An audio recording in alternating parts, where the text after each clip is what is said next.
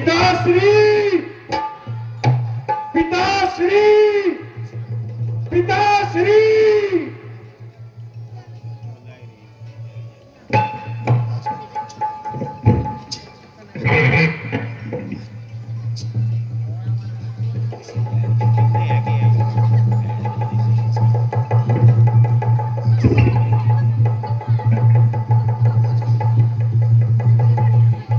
पिताश्री,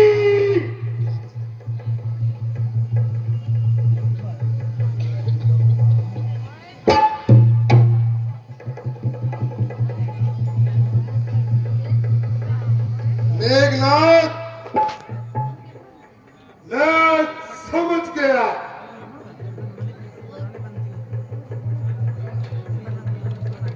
इतनी जल्दी आने से यज्ञ में कोई बाधा आई है।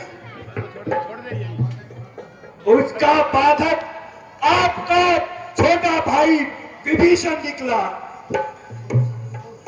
जो शत्रु को मंदिर के उप स्थान तक ले आया और यह भंग करवा दिया। अभिक्षण, फिर भी तुम्हें उस देवद्रोही को जिंदा छोड़ दिया। पिताश्री, मैंने उसके लिए इतने दिनों से यमस्त्र बचा कर रखा था, परंतु आज मैंने वही यमस्त्र उस पर चलाया, परंतु लक्ष्मण ने वह अस्त्र काट दिया। उसका तोड़ भी भविष्य ने बताया होगा। नहीं, उसका तोड़ देवताओं के सिवा धरती पर किसे नहीं पता। तो क्या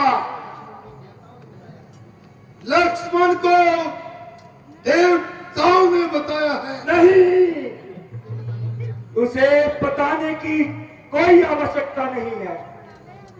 लक्ष्मण देवताओं का देवता है, वह कोई नर नहीं बल्कि नारायण का अवतार है। मेघनाथ, यह भाषा तुम बोल रहे हो या लक्ष्मण ने कोई सोम अस्त्र चलाया है? लक्ष्मण के बाणों से तुम पीठ दिखाकर भाग आए हो। पिताश्री, क्षमा करे महाराज, परंतु मुझे कोई कायर कहे ये मैं नहीं सह सकता। पिताश्री, मैं कायर की तरह नहीं आया हूं, परंतु एक पुत्र का कर्तव्य निभाने आया हूं। आपका कल्याण हो, इसलिए आपसे ये कहने आया हूं। आप अपने आप को, इस राक्षस जाति को सर्वनाश होने से बचा लें। अभी भी समय है। आप सीता का मोह छोड़कर राम की शरण में चले जाएं। वह मनुष्य नहीं, स्वयं नारायण है। तुम्हारी बुद्धि परख होगी क्या? जो इस तरह की बातें करते हो, यह वीरों की भाषा नहीं है। अरे, तुझसे किसने कह दिया कि वो तो वनवासी नारायण के अवतार है? मेरे अनुभव में आज मैंने लक्ष्मण पर बहुत तीनों अस्त्र चलाए जिसकी कोई काट नहीं है। पहले मैंने ब्रह्मास्त्र चलाया, परंतु वह हद करने की बजाय तेजहीन होकर लौट आया।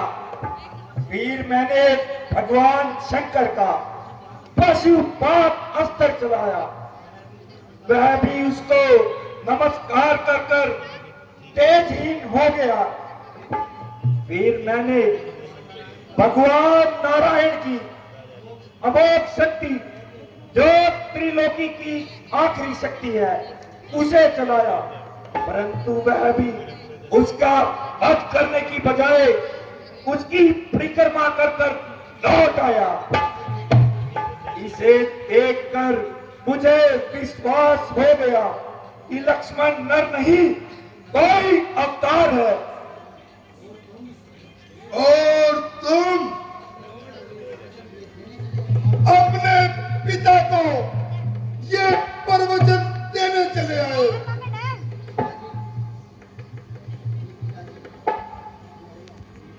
कि पिताजी, जो तुमने तीनों लोक पर यश पाया है उसे धूल में मिला दो और उस बनवारी भिखारी के चरणों में बैठ जाओ।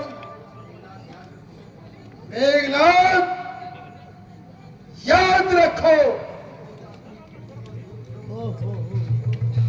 जो कुछ अपनी कृति को धूल में मिला देता है,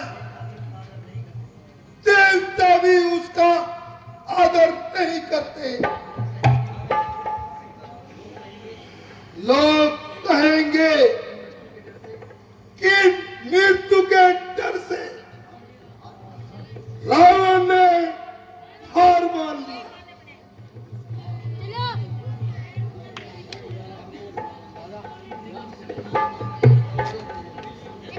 हाँ,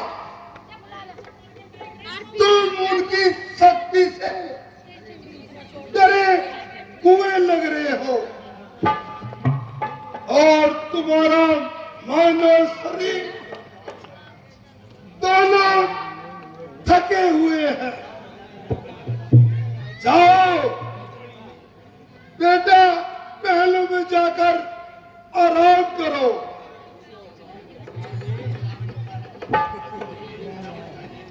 यह युद्ध रावण का है और रावण इसे अकेला ही खत्म करेगा।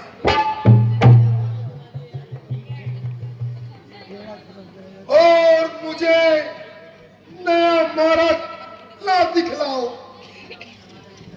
क्षमा करे पिताश्री, मैं आपके अपमान के लिए नहीं, केवल आपके कल्याण के लिए आया हूं। जहां तक मेरा सवाल है, मैंने युद्ध शुरू कर दिया है। यहां से भाग के भगवान की शरण में भी जाने से अपयश ही मिलता है। इसलिए मैं वीर की तरह भगवान के हाथ मरने इस तरह जाऊं कि राम भी मेरी वीरता को देखकर नतमस्तक हो जाए। तुम्हारी जय हो बेटा इंद्रजीत, पिता तुम्हारी जय हो। शंकर जी।